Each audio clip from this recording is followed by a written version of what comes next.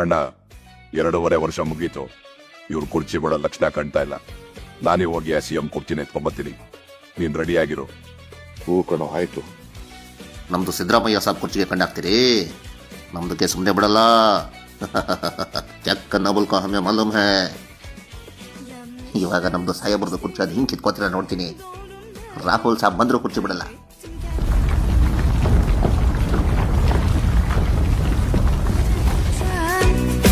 Yardım nerede? Kalkmam için yerden. Sebebim nerede? Bitti derken her şey yeniden. ಏ Zameer, Bitti derken sabrım ಇದೇನೋ ಒಂಥರ ಅಂಟ್ಕಣಂಗ್ ಆಗ್ತಾ ಇದೆಯಲ್ಲಪ್ಪ ಇದು.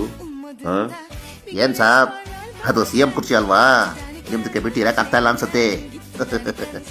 ಸಿದ್ದರಾಮಯ್ಯನವರೇ, ಓಹೋ ಬನ್ನಿ ಬನ್ನಿ. Hayat şaşırtır hep